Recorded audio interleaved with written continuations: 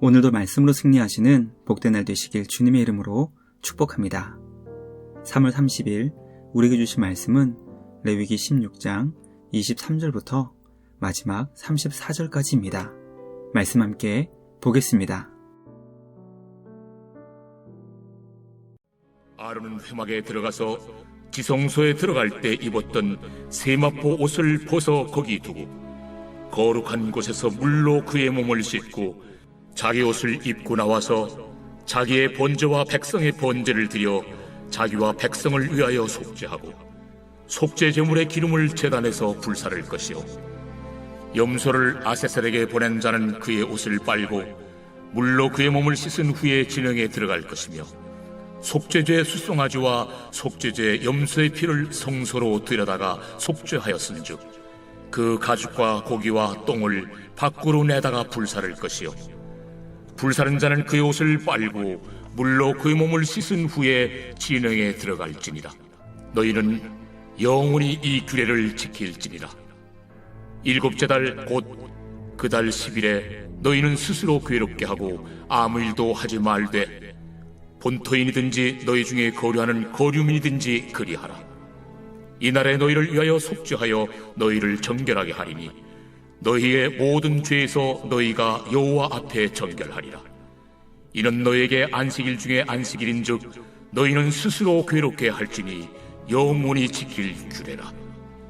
기름 부음을 받고 위임되어 자기의 아버지를 대신하여 제사장의 직분을 행하는 제사장은 속죄하되 세마포 옷 곧 거룩한 옷을 입고 지성소를 속죄하며 회막과 제단을 속죄하고 또 제사장들과 백성의 회중을 위하여 속죄할지니 이는 너희가 영원히 지킬 규례라. 이스라엘 자손의 모든 죄를 위하여 1년에 한 번 속죄할 것이니라. 아론이 여호와께서 모세에게 명령하신 대로 행하니라. 말씀의 제목은 안식일 중에 안식일입니다.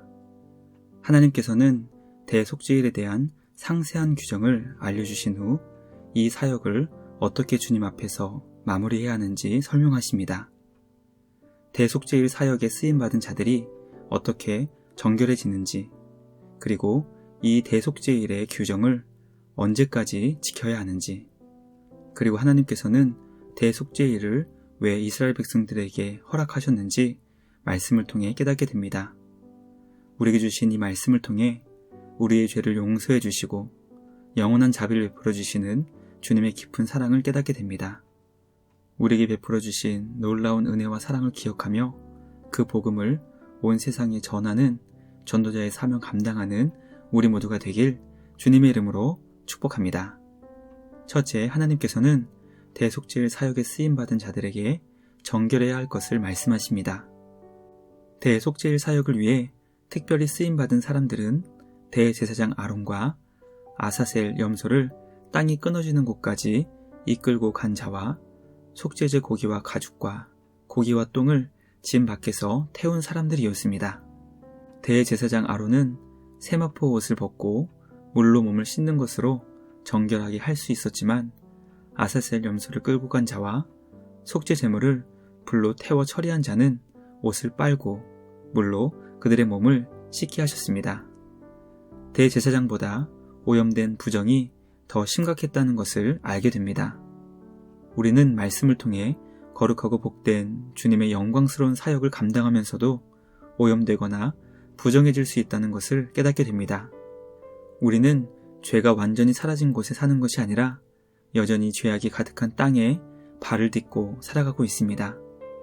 언제든지 범죄할 수 있고 원하지 않더라도 세상에 가득한 죄에 영향을 받지 않을 수 없는 존재들입니다.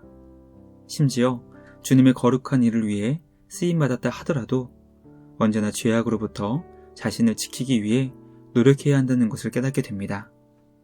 죄악으로부터 자신을 지켜 주님이 우리에게 맡겨주시는 귀한 직분과 사명을 잘 감당할 수 있는 우리 모두가 되길 주님의 이름으로 축복합니다. 둘째, 하나님은 대속죄일을 안식일 중에 안식일로 영원히 지켜야 할 규례로 정하셨습니다. 안식일 중에 안식일이란 표현은 완전한 안식일 또는 최고의 안식일로 이해할 수 있습니다.